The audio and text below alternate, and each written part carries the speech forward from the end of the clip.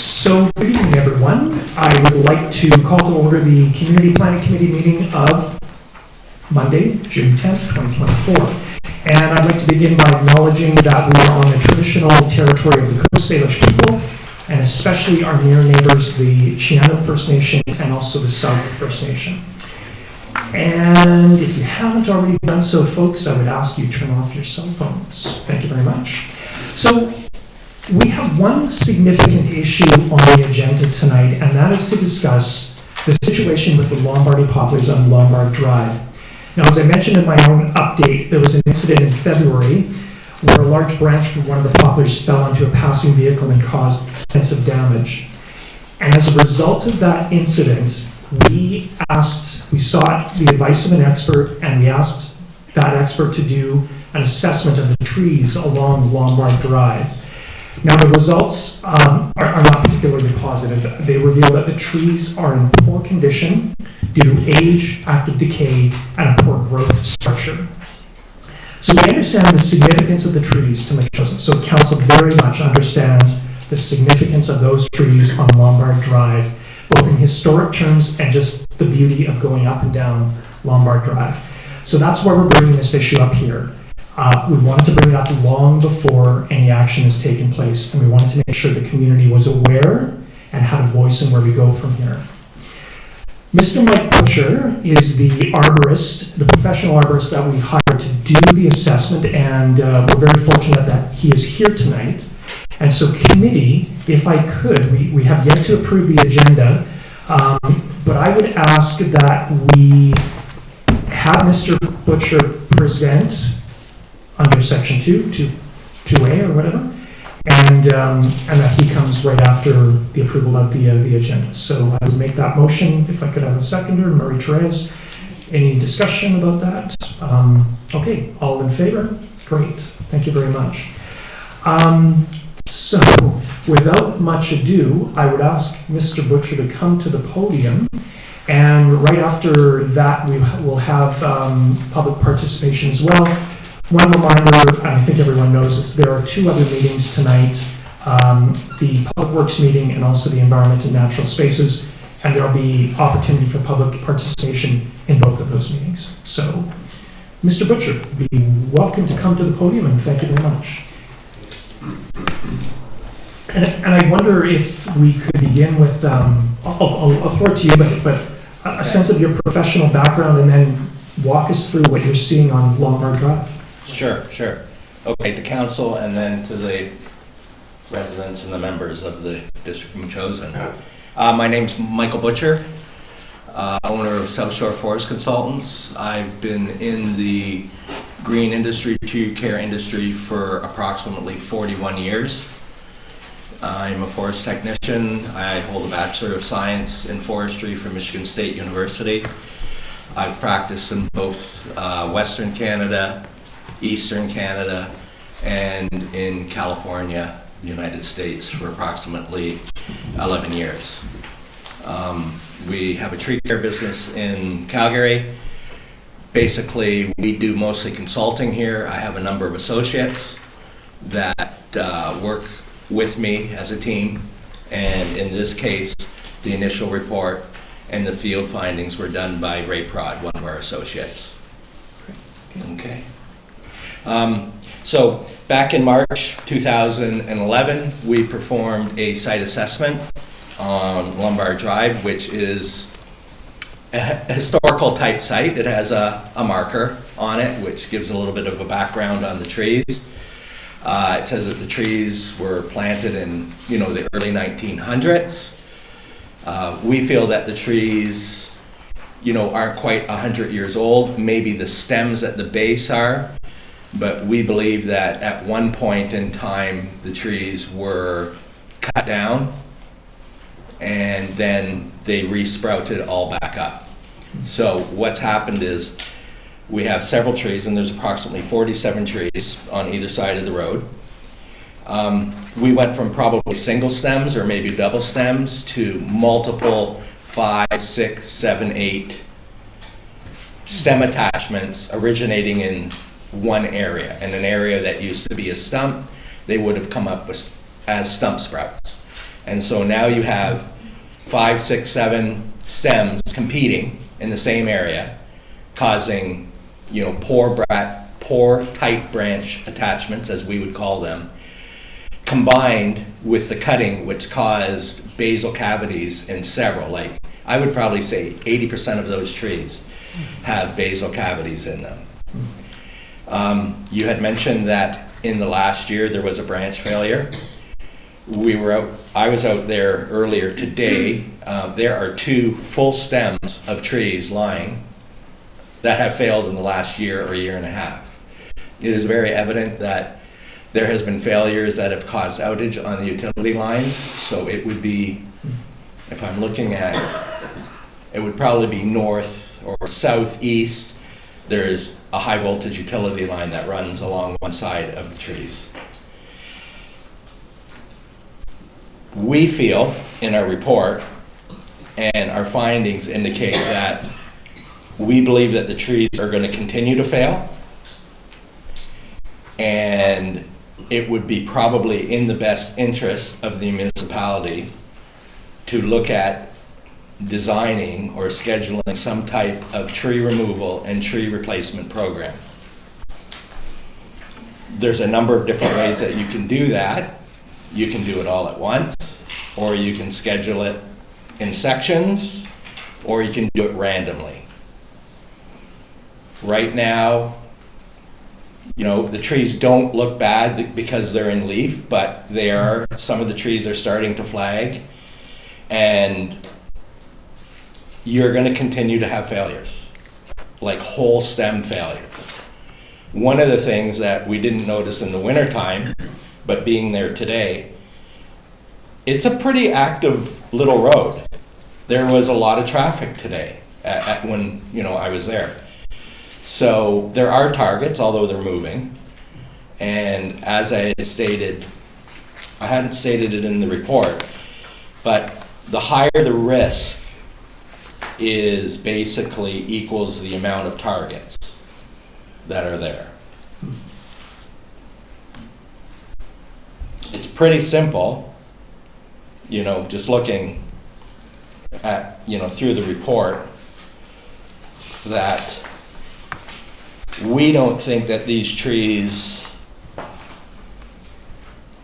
physically stand a chance at being retained over the next decade to decade and a half. Okay. Now, trees are pretty resilient. They can, you know, they can fool you, but at the end of the day, the cavities that are there are not going away. And when I was out there today, and we had documented it before, one of the trees has a red-belted polypore on it, which is a brown rot, which usually attacks, it's somewhat saprophytic, and it attacks tissue which is dead. It's not a #1 invader. So, you know, the stem that conch is on, or that fruiting body that we identified, there's dead wood there. And we've seen that in the failed trees that are lying on the ground right now. Large cavities with brown rot, with the cellulose gone, making the trees much weaker structurally inside. The worst thing is the structure of the trees, because it appears that they were coppice cut from grade and then they resprouted out. And there are a few single trees that have, you know, good structure, which is probably what we wanted, or what they wanted, or what was there originally. But some of these new trees that have come up are more than likely root suckers. And if you look behind the road, there are some more poplars that are coming up, which are more than likely root suckers. We think that this is the best option for the municipality when you're looking strategically at a mitigation plan going forward. These trees are short-lived. They're pioneer type species. They were used by farmers and people for windrows and the protection of soil. And they were short-lived. Historically, these trees have a lot of problems with infrastructure damage and litter with the seeds. Now they both have male and female, so the sex isn't the same on one tree. So they could be the male species not giving off seed. I don't know. Has anybody ever noticed a lot of seed, the white fluff in that area over the summertime? Just today at the end of the road. Okay, there was some there? Yeah. Okay, so there's probably a mixture of sexes.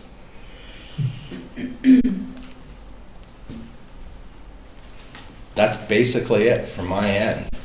You know, I don't... Well, if you don't mind, please stay there, because I would Yeah. like to ask the committee if they have any questions for you. Councillor Gray.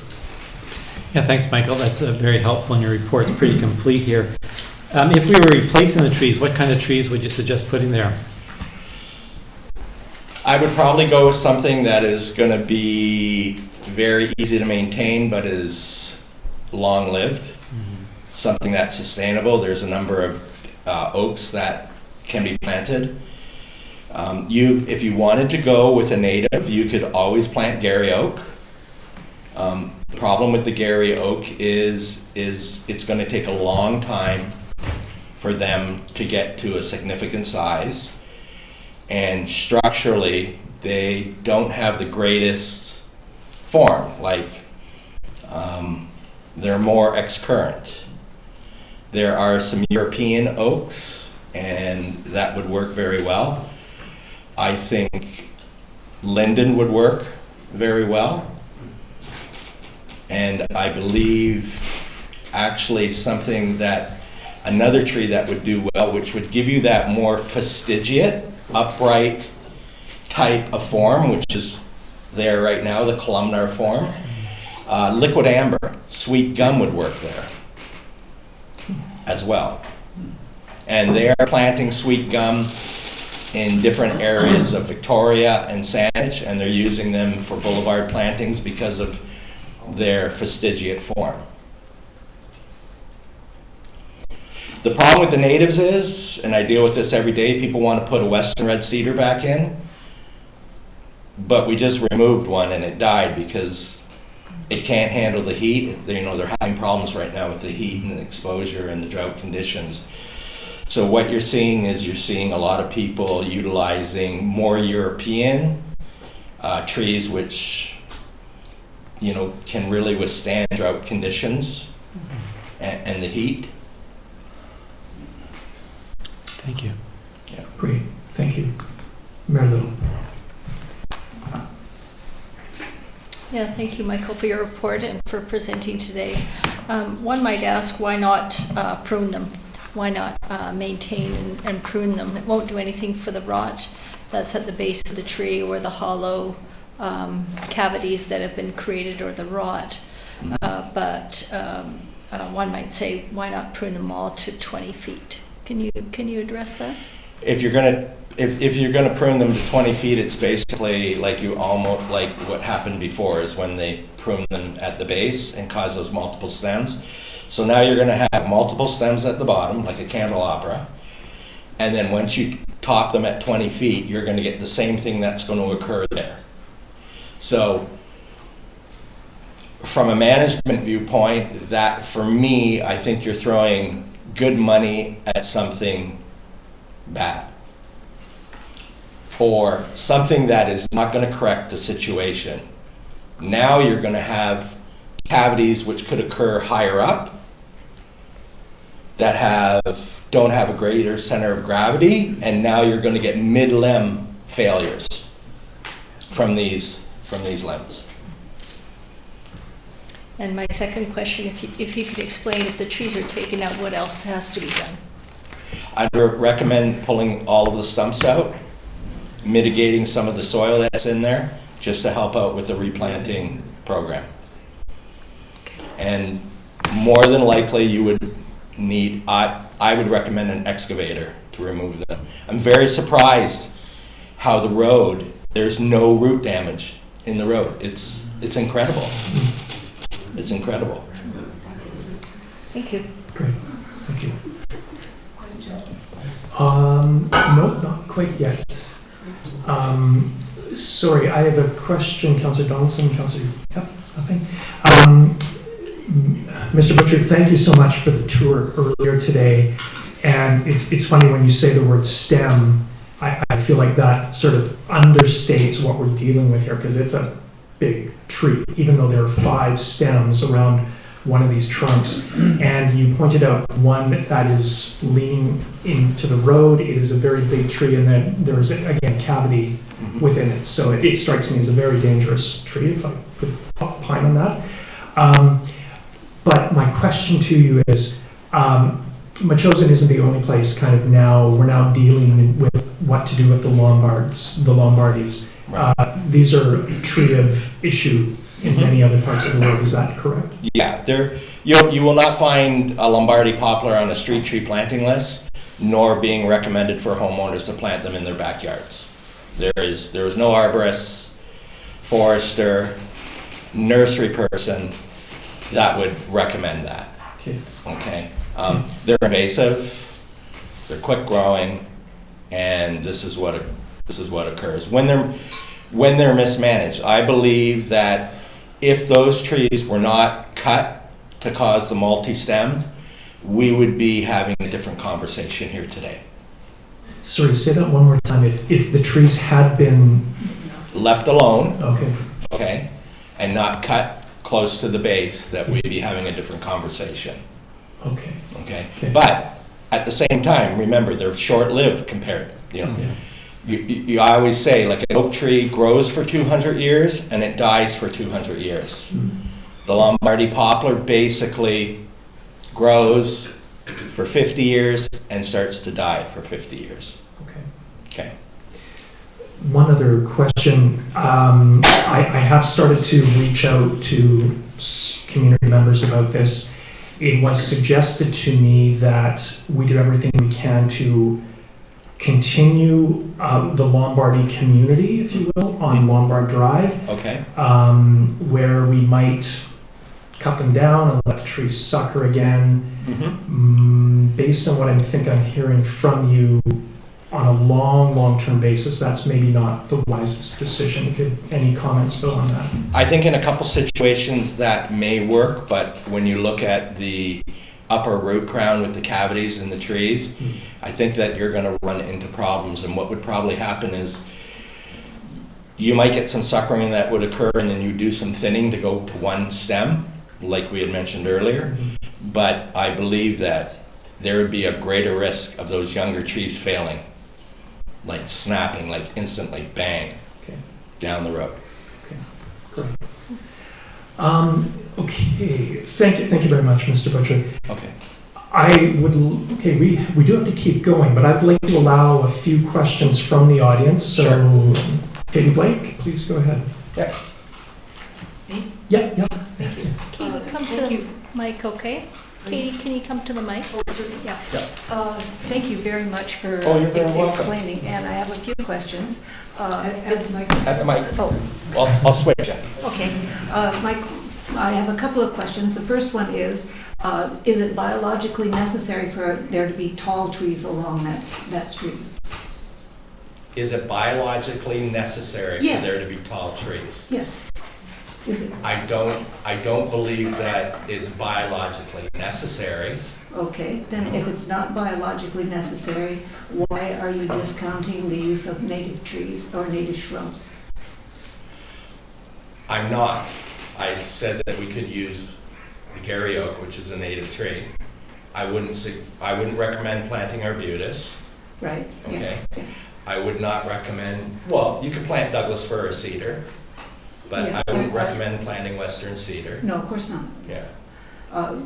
But you could recommend other things. You could, for instance, recommend, because Gary oaks are so slow growing, you could recommend interplanting Gary oaks and other smaller shrubs that would be attractive.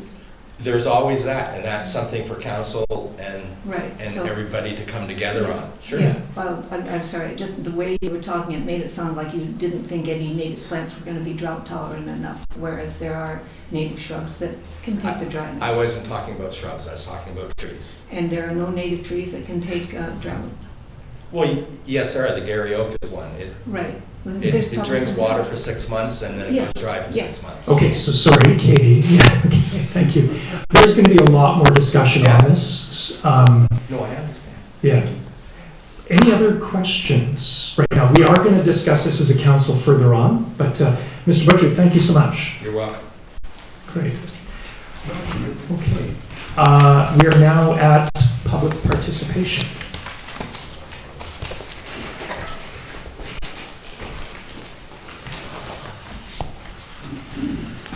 Just a very quick comment or suggestion that whatever council decides to do, you consider whether what you're replacing is good for pollinators. Thank you. Hi there.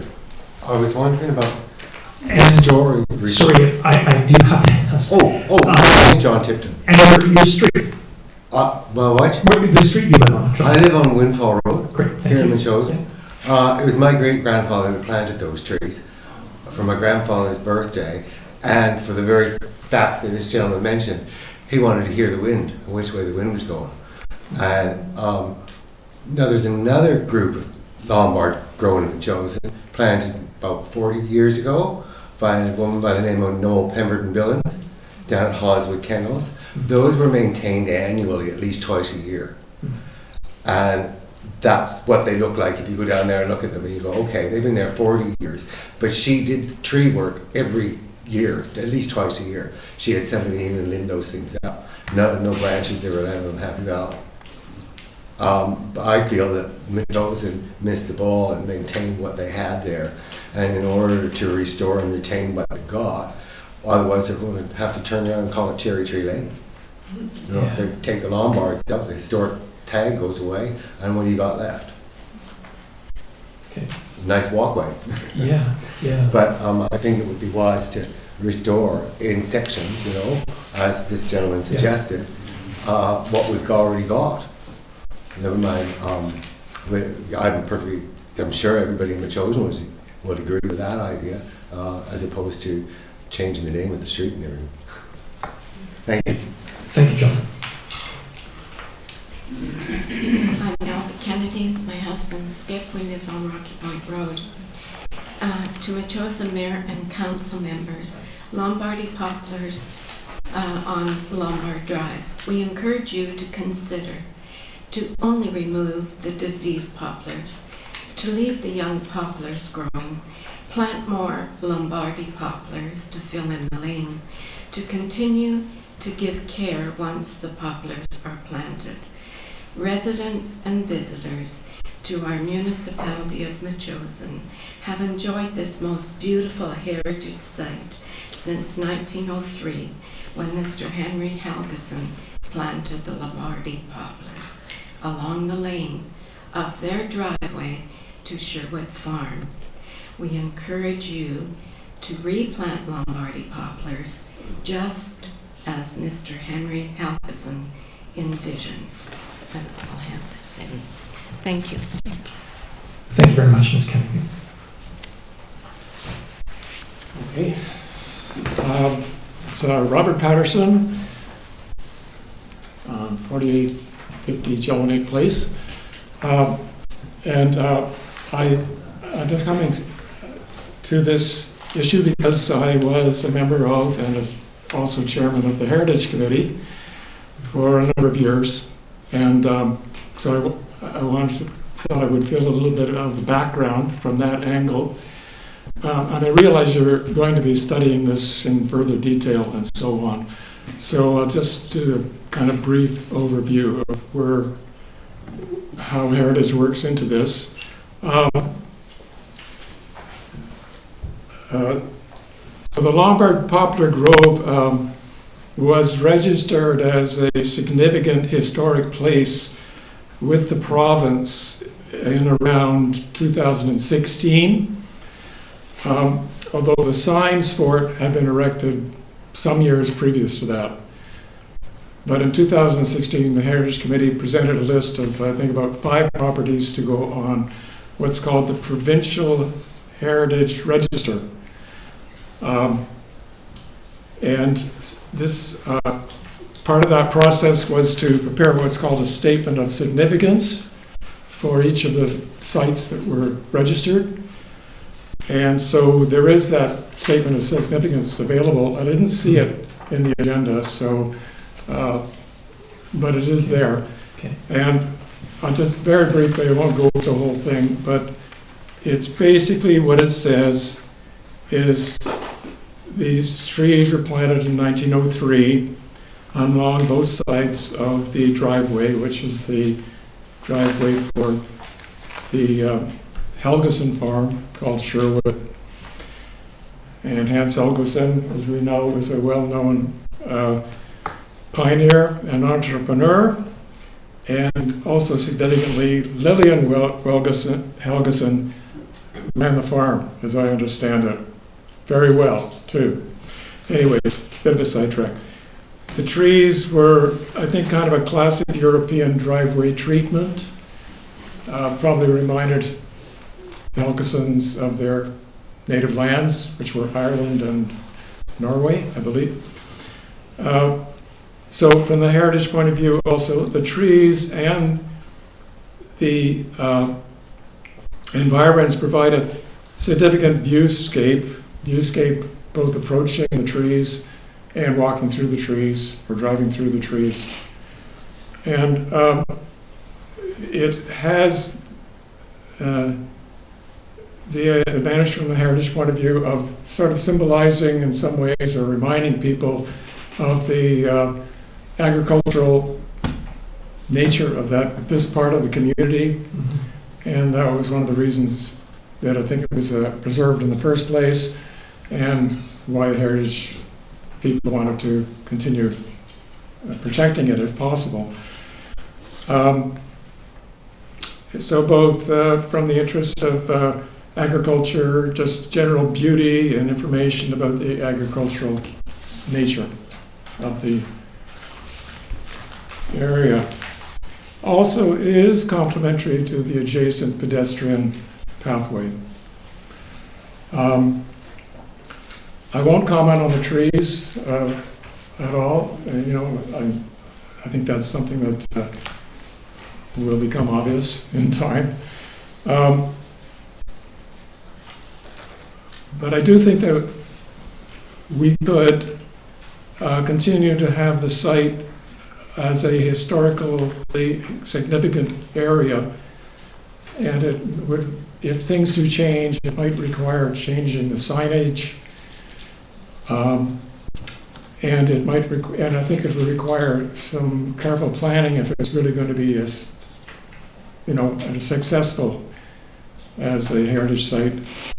And those things would include, if planting is reconsidered, the choice of trees and the locations of the trees, and also quite significantly the road alignment and the width of the road. They're going to all play into those things. And that's about it. Thank you very much, Questions? Mr. Patterson.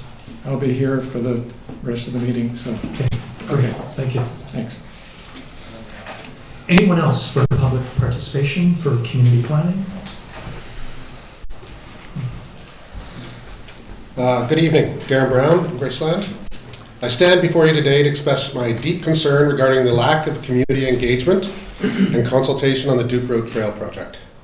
First, I want to acknowledge the hard work and dedication of each of you that bring to our community. Your commitment to making Metchosin a better place is commendable. However, it's precisely because of this commitment that we must address an issue of great importance: the way in which decisions about the Duke Road Trail have been made without adequate input from the very people who call Metchosin home. Councillor Shukin, during your campaign, you promised to prioritize community engagement and transparency. You spoke passionately about the importance of listening to residents and ensuring their voices are heard in all major decisions. These promises resonated with many of us and garnered you significant support. We trusted that once elected, you would uphold these values and work diligently to foster a collaborative relationship between council and the community. Yet the recent developments regarding the Duke Road Trail have left many feeling disillusioned and unheard. The absence of meaningful consultation has led to a growing sentiment that council is adopting a mother knows best policy and approach when it comes to rather than genuinely considering the needs and desires of the community. This is not the transparent and inclusive governance that we were promised. Residents in the Albert Head area are feeling particularly frustrated and confused by misleading statements and lack of clear communication. We are perplexed that there is now a request for a proposal, RFP, pending for the Duke Road survey when statements from the PTASC chair indicated that the Duke Road project was dead in the water. Heard that several times during meetings, and now, meanwhile, you're moving full steam ahead. There has been no formal vote by this council to proceed with the project, and there has been very robust opposition from the community. This situation bears striking parallels to the controversy over the buffer lands, an issue you, Councillor Shukin, campaigned on with fever. During that time, you emphasized the need for thorough community consultation and transparency. You rightly argued that decisions impacting the community should be made with everyone's input and support, and the buffer lands issues underscores the importance of listening to residents and ensuring their voices are integral to the decision-making process. And I guess we can add the Lombard Road to that as well. Just as with the buffer lands, the Duke Road Trail project has significant implications for our community. The decisions made here will impact the daily lives of residents, and it is only fair that they have a voice in shaping those decisions. We, the residents, are adults with valuable insights, concerns, and ideas. We deserve to be treated as such, with input actively sought and respected. Duke Road Trail raises several concerns among the residents, concerns that could have been addressed and mitigated through proper consultation, pedestrian traffic flow analysis, trail prioritization. These concerns include a range from environmental impacts to accessibility and safety issues. By involving the community from the outset, we could have collectively explored solutions that balance the different trail priorities and benefited the residents' needs and expectations. What we need, what we ask for, is a genuine commitment to consultation. This means not just informing residents of decisions that have been made, but engaging us in meaningful dialogue before decisions are made. It means holding town hall meetings, conducting surveys, and actively seeking out diverse perspectives. This approach ensures that council's actions reflect the true will of the people and fosters a sense of trust and cooperation. Councillor Shukin, I urge you to remember your campaign promises and advocate for the transparency and community engagement that you championed. Let us work together to create a Metchosin where every resident feels heard, valued, and included in our process. In conclusion, the Duke Road Trail is not just about a path. It's about the principles of governance and respect for community input. Let us use this opportunity to reset and reaffirm our commitment to those principles. By doing so, we can build a stronger, more united Metchosin that reflects the collective wisdom and desire of all its residents. Thank you. Thank you, Mr. Brown. I just have to make one comment that there has been no decision about proceeding with the Duke Road East roadside trail. What has been decided on is we have allocated an amount to do a survey. And through that survey, we will get a sense of the deeper sense of the feasibility of the trail itself. And my hope is that prior to that survey, my hope and aim is that the residents along Duke Road are aware of the survey, and afterward, once we get the results, there will be deeper discussion. I have very much heard the concerns that certain residents have made, primarily through the survey that was, or the petition that was done. So we will have a chance to talk further. Mr. Brown, I would just ask you to sit for 1 sec. I want to make sure everyone else has had a chance to speak, and I'll let you have a second shot in a sec. Anyone else for public participation from the community planning meeting? I'm just a Ms. bit Reimer? confused. Okay, it's sit- June Reimer, And your street. Marydale, Correct, thank you. 2730. Okay. I'm sorry, what was your first name? Darren? Darren. I'm not sure what Darren was. I'm now confused if you guys understand each other, or if I understand you. I don't know where to start, how to say this. It feels kind of to the rest of us a little bit, that there is one group that is working for something in one area, which is going to be huge. I mean, if you put a huge trail through there, which is, I understand, like $100,000 or more, we're talking about bridges and safety, I don't know what, but it's going to have huge implications from Royal Bay to here. And I'm not sure, I personally feel, that I want to pay that amount of money so that Royal Bay people can get into here. I believe Darren originally, I thought, maybe was talking about it wouldn't be a bad idea for Duke Road people or for Chapel Heights to be able to come back down. And I'm kind of questioning if the fact that you have a survey happening without more people even wondering if we want a survey, if you're maybe a bit ahead of what Darren's talking about. Like, it's not just that group of Metchosin, it should be all of us. Thank you very much, Okay, Ms. thank you. Ryan. Thank you. Yeah. Anyone else for public participation? Mr. Brown? My rebuttal to that? No. Just quickly, Councillor Shukin, we should make sure that we want to do it before we go ahead and do it. Like, I want to do the survey of the people rather than survey of the land first. I want to make sure that we are talking to the community before we're spending the money. I want to make sure that the neighbors, and not just on Duke Road, but of all of Albert Head, understand what the proposal is, understand what the concept going forward is, and have an opportunity to have their voice heard. Great. Thank you. Thank you very much. Great, thank you. Okay, thank you. I'm not gonna respond to Darren just because he's not in the room anymore, but the one thing I would just mention is the Duke Road Trail is actively discussed at the Parks and Trails Advisory Committee meetings, so there is an opportunity there to provide input for anyone else who wants to learn more. But just out of respect for Mr. Brown, I'll just stop any comments right there, right now. But points heard, points taken. Thank you, Ms. Reimer. I hear you as well. Okay, we're going to keep moving through the agenda. So, committee, we have the adoption of the Community Planning Committee meeting of May 13th. Are there any comments on these minutes for adoption? For Mayor Little and seconded by Councillor Donaldson. And for the comments, hearing none, all in favor? Thank you very much. Next, we have receipt of the Parks and Trails Advisory minutes, that meeting of May 29th, and I'll have a little bit more to say about this, but any comments from, I have a little bit more to say during my councilor's update, but comments to receipt? Move receipt from Councillor Donaldson, Mayor Little.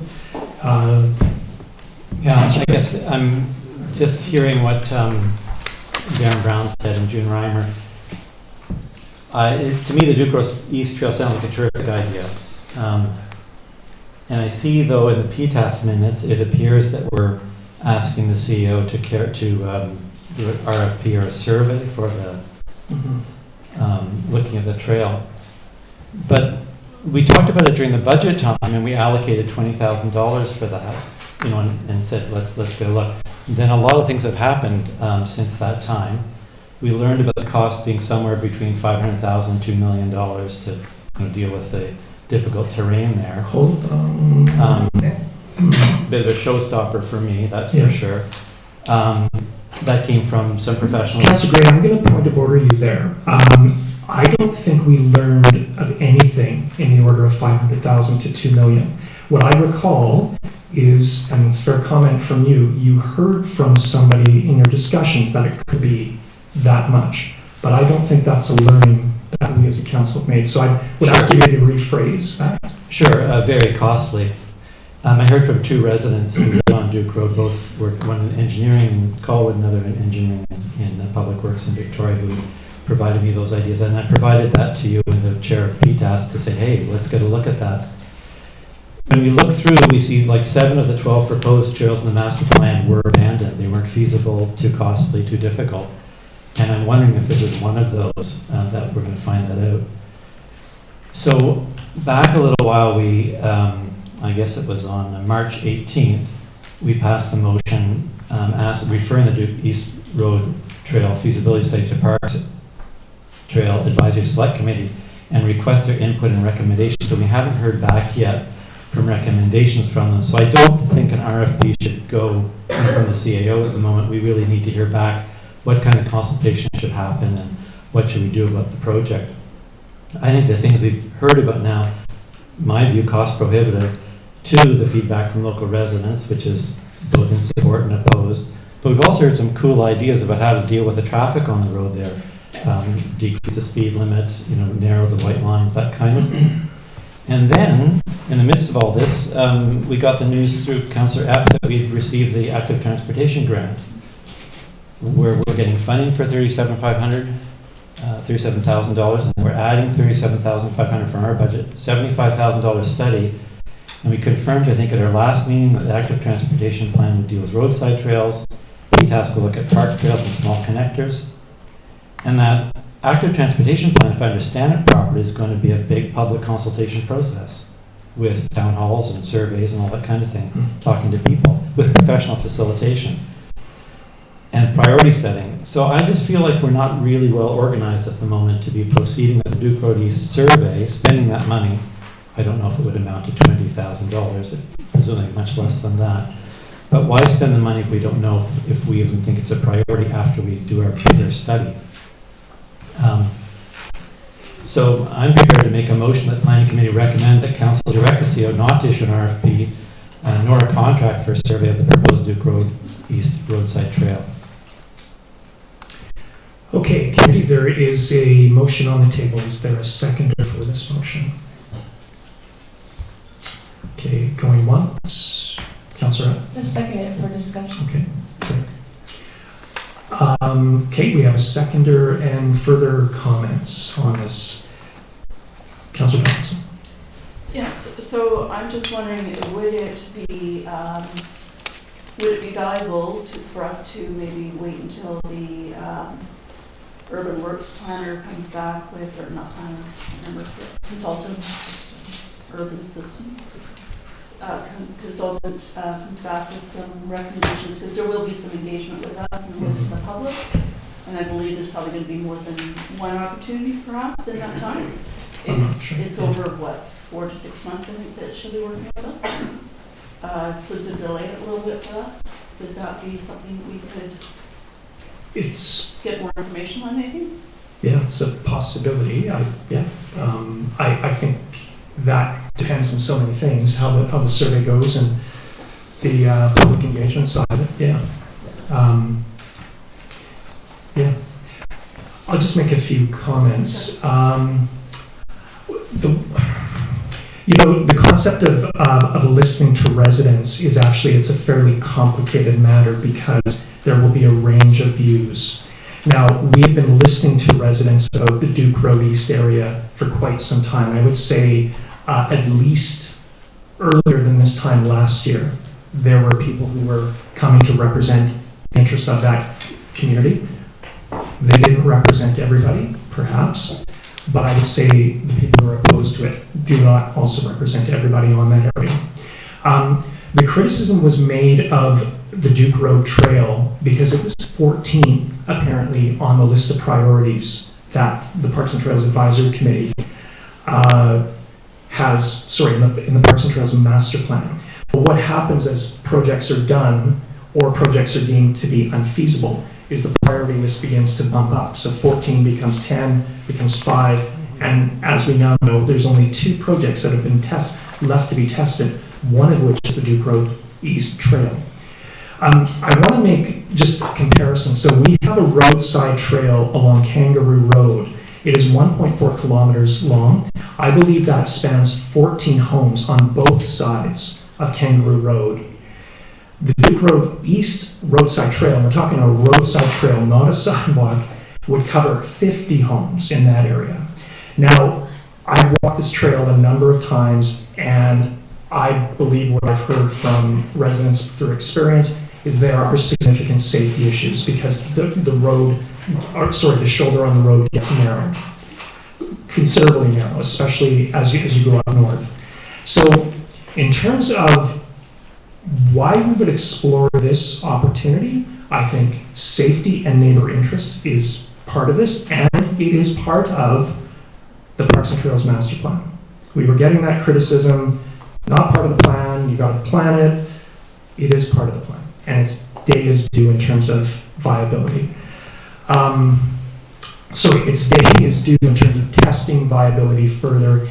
And I have to say, I'm of the mind, I won't be supporting this issue. I recognize that I won't be supporting this motion. I recognize there's some sense in it, but there have been plenty of opportunities for residents who are opposed to this trail or those who support it to come out to the Parks and Trails Advisory Committee to speak to it.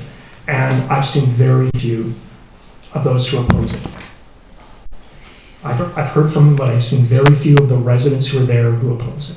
So I recognize there's some validity in the motion. I am going to oppose it just because of all the work that has been done and the engagement to date, and there will be some more going on. So I will take my views in that way. Councillor Thomas. Yes, so we see petitions often. Some are adhered to and some are completely ignored, whether they're safety or not. I could list at least 3 in the last 5 years. But what I'm trying to suggest is, yes, there has been some consultation, maybe informal, but because this consultant will be doing some engagement, this would actually be better use of our staff time, better use of our own time to go through this process, and instead of us having to do a separate one, again, like a town hall meeting or whatever. I think we could piggyback on the efforts of the consultant at the same time. It's just what my suggestion is. Okay, great. Meredith? Yeah, I won't be supporting the motion. I think we need to get going on this. Perhaps one of the questions the consultant is going to ask is, well, is there enough room for a trail? Have you done a survey? So this is just more information to not only give this consultant, but to give us. There has been some opposition to this, and one of the opponents was here tonight, but there has been significant groups of people that are in favor of it, mainly for a safety option. I think Councillor Epp will work hard on doing some of the other mitigation suggestions, such as decreasing the speed of traffic, maybe some other mitigation features. But I really do think that kids that live along there deserve to have a very safe trail to get up to Metchosin Road, where they need to catch the bus or a ride. So I won't be supporting the motion. Thank you, Member. Councillor Epp. Yeah, I think, as Councillor Donaldson said, we do have the active transportation network plan is in the works, and it's a very complex plan going forward. And I know I'm just looking at her latest update of all the things that we're looking into. So, I do recognize the need of many of the residents to have this done, but I don't think that a few more months is going to make a whole lot of difference. And I think that really we should be waiting for the plan and the engagement processes that are going to take place with that plan before we really spend any money on this, because the money might be better spent in a different way than doing this survey, depending on the results of what the consultants come up with. Yeah, okay. Just a final comment from myself, and others can speak further, but one of the benefits of doing the survey itself is, again, feasibility. But if it proves itself feasible, it lends itself to active transportation, of course. But I'd be worried that because there's been so much attention given to this, that using the active transportation sort of forum as a sounding board for Duke Road East, I don't know. I could see it almost swallowing the initiative, active transportation planning initiative. And I say that there was one PTASK meeting where we had an hour of public participation around this, and And again, I did hear opposition, but I didn't hear a lot of opposition from the residents in the area. The one thing I will say is, people are right. This will serve primarily the residents in that area. I mean, that is the nature of a roadside trail. It is bound to serve primarily the people who use it locally. So it's, that is a given, but it's part of being in a community that, there is a sharing of resources at a certain level. So, but thank you for your comments, Councillor. Again, I recognize that there is some sense in it. I'm reluctant because I feel like there has been a lot of dialogue and opportunity for input on this. So, but Councillor Green. Yeah, I'm kind of back to process, I suppose. PTAS was going to return here with their input and recommendations, so that would be the next step from my perspective. I'm also aware that other jurisdictions use CDRD map viewer to see the distance between the road and the lots, and so that's a no-cost way of taking a look at the issue of what roadside is available, or what areas available next to the road. So I don't know that a survey would be the first thing that I'd do. I'm concerned about safety, as the mayor is, and the road speed, that kind of thing. It looks like we can deal with that. I just want to go to one point, though, and that is that when we're looking at one issue, and there's for and against and all of that, I'm kind of interested in the other question, which is where does this issue fit amongst all the other ones that we might be looking at? And so when the active transportation plan people get going, presumably they're going to come back and talk about, well, these would be your priority listing based on what we've heard from the community. So it wouldn't be yes or no on the Duke Road East. It'd be Duke Road East versus the trail along Metchosin Road. It'd be Duke Road East versus the trail by Hans Helgeson Road. So that would be the interest that I would have. I see the value in the trail, but it's the idea of where does it fit in our priorities and where should we spend our very special taxpayer dollars that we have. So again, I'm voting in favor of the motion. I made the motion. I'd just like to see us go through a proper process. Thanks. Sorry, Councillor Graham. I believe PTAS did provide its input to this committee. I cannot recall the exact date, but it would have been initial feasibility assessment. I think it was in late March or something like that. I will dig that up and send it on to you. I could be mistaken, but I think it was a 4-page document that looked at 3 segments of the trail. There was a map that was included, and again, the recommendation was to proceed with the survey to test where the road allowances were. And again, that's that in that part of chosen, some of those road allowances are actually fairly complicated, and picking and understanding where the best route of the trail could be, again, quite complicated. So thanks so much. Yeah, certainly send it along. I think the issue, we didn't vote on that here. Okay, so Councillor Gray, would you do service and repeat the motion, and then we'll call the question here. The Planning Committee recommend that Council direct the CAO not to issue an RFP nor a contract for a survey of the proposed Duke Road East roadside trail. Okay, I will call the question. Those in favor? And those opposed? Okay, the motion is carried with Shukin and App. I would ask, please, no applause. Thank you very much. Shukin and App opposed. Thank you. Shukin and Little opposed. I'm sorry. Councillor App in favor. So, okay, great. Okay, we're now on to Councillor's update, and the Lombardy Poplars are the significant thing here. Now, I've said in my update here, Mr. Butcher's gone. It was great to take a tour with him, and I very much appreciate him presenting this afternoon or this evening. All indications are that these trees are near the end of their life. They are suffering from decay. They're in poor structure condition. There's cavities throughout, and they present a hazard to safety and also liability as well. Now, I wonder, just to give the committee a little bit more information, I wonder if I could ask, I would like to ask our CAO, Mr. Payette, to come up and address the situation as he sees it from an administrative lens, particularly around when we have a report from an expert and liability is identified, how does the district have to respond to that?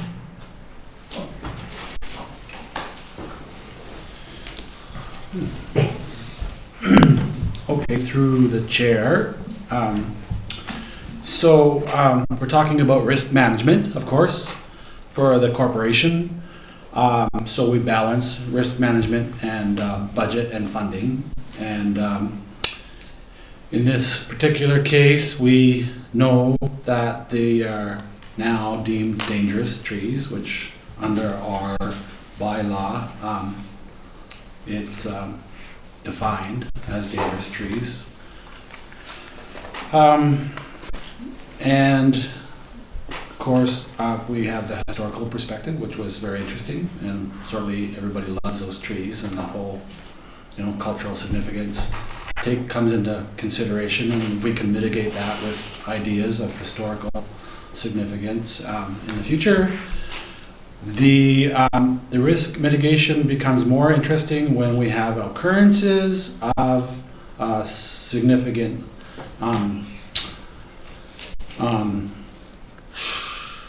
incidences, and so now we've had at least one on record with part of the tree hitting a car and damaging the windshield, and could have been a lot worse, of course. And so that all has to be taken in consideration and in balance of where we go from here.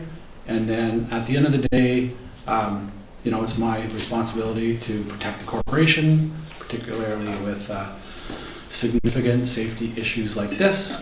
And so that's where we're at today. So we're getting all the input that we can get. Do I think it's imminent that we take the trees down? Yes, it is.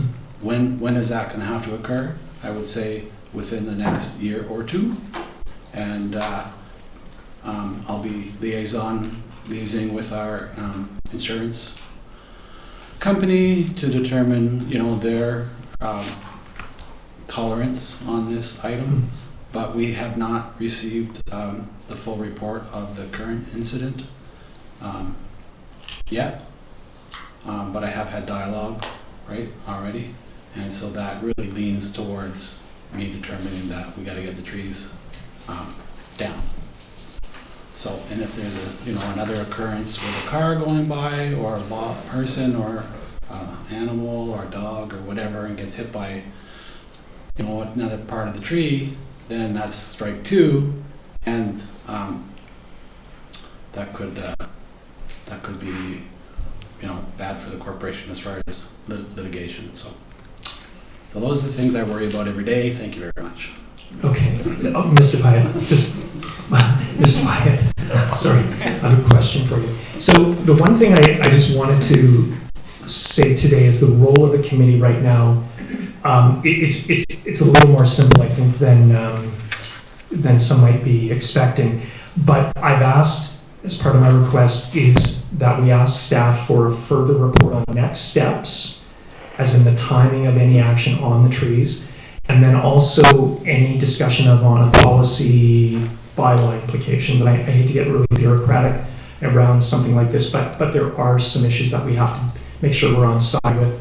The historic designation, they are noted as significant trees in the tree management bylaw, so how do we address that? So I'm happy to make a motion to formulate that, but also the development of a communication plan to inform the community of the situation as well. And so, sorry, Bob, to keep you up there, but what I'm hearing is a risk has been identified, and we have to now deal with it, like a serious one. So yeah. That's correct. Okay, so thank you. Yeah. Thank you. Council, I'm happy to make a motion on the two issues here, but is there any further discussion on what, any thoughts around the table? Councillor Craig. Well, just to jump in, I take the point that Mr. Pyatt's making about the risks here. And I suppose the other thing to think about is that, in terms of climate and resiliency and adaptation, we're going to probably face more issues like this kind of thing. And so when I'm imagining it, and I took the point of both John and John Tipton and Robert Patterson about the heritage here, and I wonder if some of our discussion might be in front of us, discussion about, well, what kind of replacements make sense given the drought sort of conditions that we expect and heavy rains in the winter and that kind of thing. So if we remove these trees, maybe the other discussion would be about, well, what would we replace them with, and what would fit given the circumstances we're facing, and sort of I don't want to say give a nod to, what's the right word, respect and think about the past and the heritage site. Councillor Johns. Thank you. It's informative to have been on site today to actually see these trees. I had one in my yard once upon a time and had it taken out, so it's very close to the house, and they litter a lot. A number of years ago, the Equestrian Club, who have their riding ring right on this property, the trees behind the riding ring were all taken out because they redid their footing, and all those suckers were, getting in the way of drainage. They're coming back, they're growing. We can see the little trees back there right now. They are a nuisance in that regard. The ones we saw today are in horrible, horrible shape. This report is quite accurate. So I agree with the CAO about we really do need to do something, I would say, earlier than this next year, like preferably before winter. But who knows, we're seeing branches come down all the time. Our public works guys are constantly cleaning up after storms. So I don't know what kind of tree we could replace them with, or do we need to? That would be the other question. So to what Mr. Tipton was saying, maybe there's another way we can acknowledge this historical site. I'd like to learn a little bit more from Mr. Patterson on that as well. Mr. Tipton, his family still does live here, so maybe some input from them as to what would be honorable, perhaps. The road is an amazing in condition compared to around the corner in Tavane, where there's some Lombards, and that road is not in good shape. So it must be just the lay of the land. There's quite a ditch coming on both sides of Lower Lombard. But there's certainly a number of things to consider, and danger is imminent, I think, with these trees. And the amount of trouble it's causing for our roads people, our public works, but not only that, people who traverse it, that is also a bus route. So it's single lane, so it's not about narrowing or widening anything, it's just a matter of keeping everybody safe coming through that corridor. Yeah, and thanks, I was wondering about the same thing. I hate to sound like a Gordon Lightfoot song, but when the winds of November start to pick up, there's maybe further risk there. I have proposed a communication plan, and the one thing I just want to have us all aware of is we're talking about this here. There's some awareness in the community about this, but very little. I think that needs to be shared. What we are seeing the outlook in terms of these trees, and getting people ready for a change, and then also starting that conversation about what might come next. So that's why I call it a communication plan or an engagement plan or whatever. But that's something that I'd like to put forward and connect with staff on further. One of the other things that might be part of this as well is how do we memorialize the trees and the current wonderful situation that we have now. Got a lot of talented people in the community, artistic people, so that might be something. Funny thing, it struck me, I wonder if we could do a time capsule, because here we are 60 or 70, those trees were cut 60 or 70 years ago, and it would have been interesting for us to be privy to that debate and what happened, but it might be interesting to give the people 60 or 70 years ago when we're not here a snapshot at what we were thinking. So anyways, a thought. And also maybe some guidelines for people visiting the Poplars, because it's a one-way street, and maybe there's a preferred route in terms of travel. Some initial thoughts, but we can work this out. So, but key thing is public input on what the future might look like, and especially the neighbors and the people that live in that area. That's really important. I've been able to reach out to some of those people over the weekend, but there's clearly more work to do.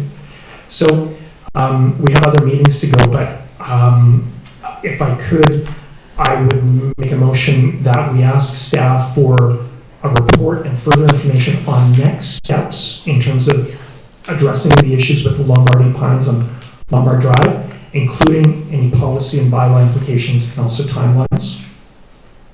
And if I could, maybe I'll make that motion. I wouldn't mind addressing the communication plan separately. And budget as well, budget implications. Thank you. I'll second that. Seconded by Mayor Little. Further discussion? Okay, all in favor? Thank you very much. I would also make a motion that we request the development of a communication/engagement plan to inform the community of the situation and get their input into the future of this area and this situation. Are you suggesting maybe front page article in the news? Yeah, as a start? Yeah, could be. Yeah. We've already sent the tax notices out, so there's no way of doing that. I think, or maybe a letter in the news. Yeah, website, I mean, even if we drafted a letter or an information brochure, there's ways of circulating it even through Facebook and whatnot. So, yeah, that kind of thing. But there's some more thought that should go into that. So but it's a good idea. Yeah. Okay, so moved. Seconded by Councillor Donaldson. Further discussion. We can share ideas as we go, but okay, all in favor? And that's carried. Thank you very much. And I just have a few other things to cover.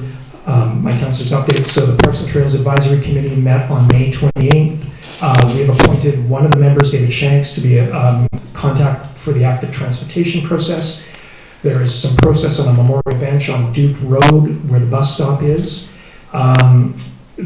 PTASC is putting together recommendations for a connector trail from Beckingham Road to the Galloping Goose, which will eventually connect to the Galloping Goose for the Beckingham Road subdivision. And that ideally will be discussed at the next PTASC meeting. There was an invasive pole of broom at Ash Mountain on Sunday, and the trail was overgrown. Several PTASC members and residents came out, and we cleared the trail all in about 2 hours. And a big thanks to staff for some future work in getting that broom off the roadside. And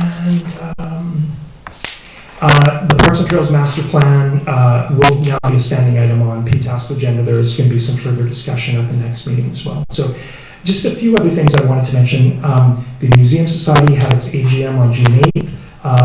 The executive has been named, so President is Bert Harrison, VP is Judith Van Manen, Treasurer John Barris, Secretary Lynn Southgate, two directors, Avril Yoakum and then Dorothy Boisvert. And Manica is getting ready for an event on Monday, July 1st. It'll be Festivus and also the Summer Makers Market.